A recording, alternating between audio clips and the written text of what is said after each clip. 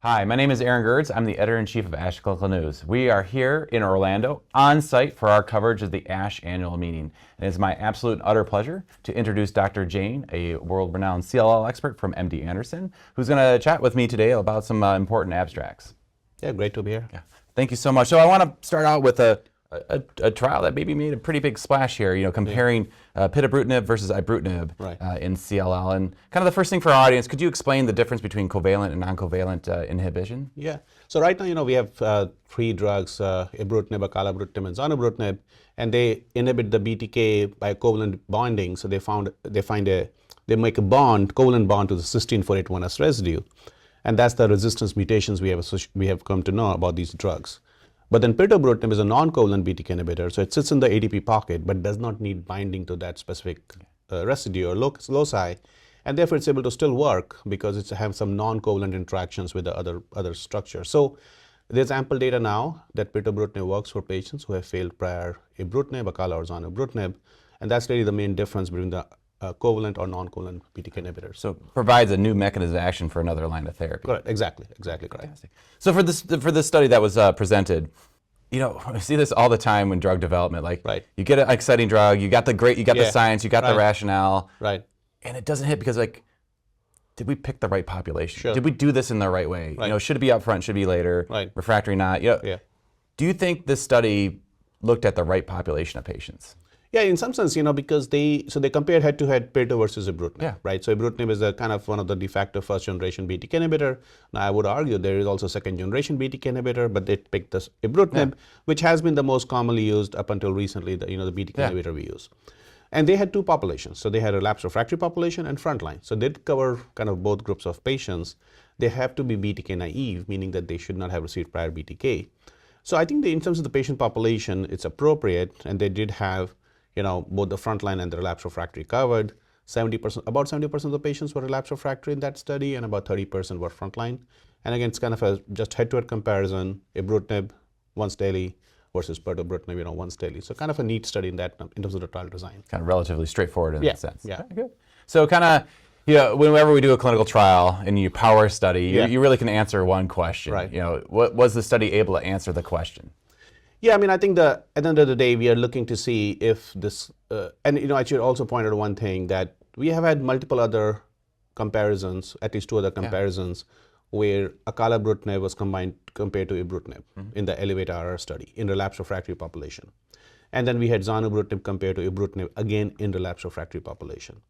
But this is kind of the first study in which, yes, they had a relapsed refractory population, but they also had a frontline population. So this is the first trial ever of two BTK inhibitors head-to-head comparison in the frontline patient population. So that's one thing kind of unique about the study.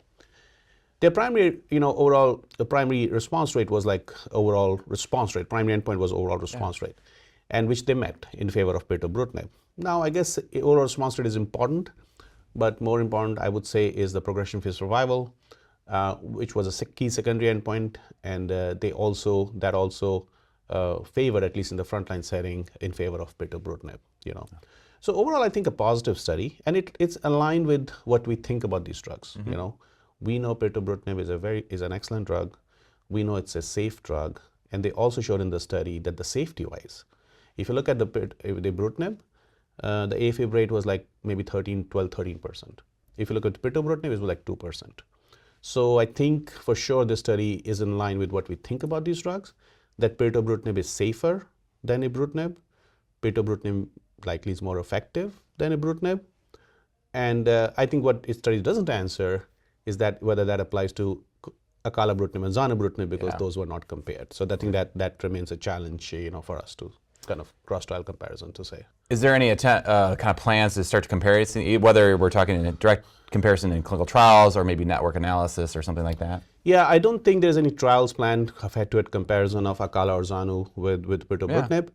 But I'm sure with time we'll see some real-world data, or some kind of other analysis, match-adjusted indirect comparisons, or some other statistical analysis conducted to compare pirtobrutinib with the second generation. I think that we'll likely see that in the next 1 to 2 years. Yeah. And I'm glad you brought up the AFib point, and I kind of wanted to zoom in on that a little bit. It's well known that BTK inhibition is associated with AFib, but So can you explain to our audience maybe why we suspect this might be related, or is it completely unknown, and why PITO might be a little bit better versus yeah. So I think the actual mechanism of why AFib, BTK, starting with ibrutinib causes, I don't think anyone, at least I don't know. There's lots of postulate. There was a major paper in the field that CSK1, which is one of the which is inhibited by ibrutinib and many other as an off-target effect, may be related to AFib. But it's a class effect. We see it with everything. We see it with ibrutinib the highest. We see it with Acala. We see it with Zanu. And maybe there's some signal with BTK degraders as well. So I guess the actual mechanism, I don't think we know it clearly, but certainly it's not. It is because of these drugs. It's not that this is just these are older folks who just gets AFib because CLL patient is an older patient population, and that was the assumption early on when these drugs were developed, like 5-10 years ago.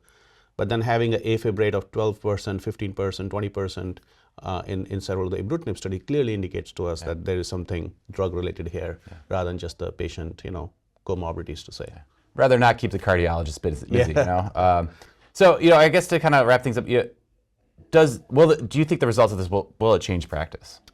Well, I think it's, in some sense, we already have pirtobrutinib approved in relapsed refractory CLL. It is not yet approved in frontline CLL. This data, and there's a companion study being presented at a late breaker of pirtobrutinib versus BR, both will kind of, in the frontline setting, will likely lead to the approval of pirtobrutinib eventually down the line in the frontline setting. And I think the big question in the field will be, which patients are we going to use pirtobrutinib? Are we going to use pirtobrutinib preferentially over acalabrutinib and zanubrutinib? Now, one could argue if a patient is an 80-year-old, 85-year-old, where you're likely not going to do doublets and triplets, which is the kind of the norm these days we do for younger patients. We're going to do a single agent BTK inhibitor, maybe Acala or Zanu. Should we maybe swap that out with pirtobrutinib, thinking that pirtobrutinib may be the safest, but again, we don't know that for sure, but one of the safest drugs. So that's a possibility, and also for patients with 17P, we're using continuous BTK. Can we swap it out with pirtobrutinib? I guess we need more data, longer follow-up of these studies, but certainly I think the data will likely lead to pirtobrutinib approval in the frontline, continuous pirtobrutinib in the frontline CLL. I mean, that's fantastic. I remember a day that's all we had was chemo and woefully ineffective chemo. So it's amazing to see these advances in CLL. It's amazing to see all the other advances here at the ASH annual meeting. So you can read about this abstract and all of our on-site coverage in the pages of ASH Clinical News.